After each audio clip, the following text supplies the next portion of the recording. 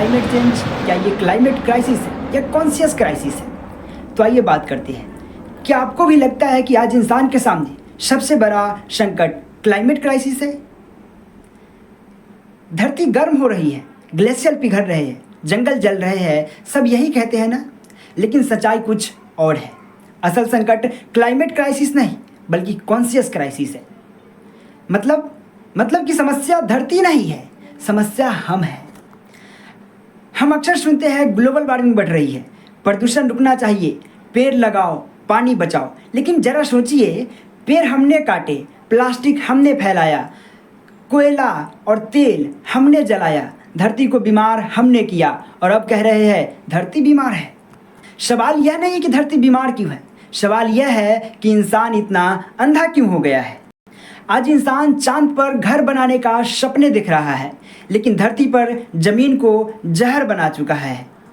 हमारे पास ज्ञान है, तकनीक है, विज्ञान है, लेकिन हमारे पास चेतना नहीं है। हम जानते हैं कैसे करना है, लेकिन भूल गए हैं क्यों करना है। हमारे अंदर संवेदना खत्म हो चुकी है।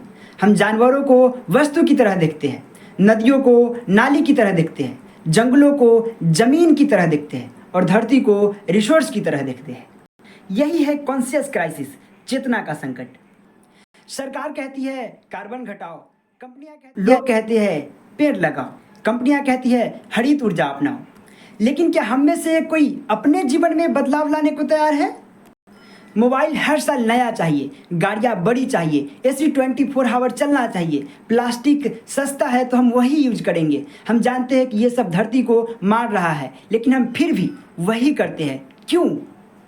क्योंकि समस्या धरती की नहीं, समस्या हमारे भीतर की है, हमारे चेतना की है।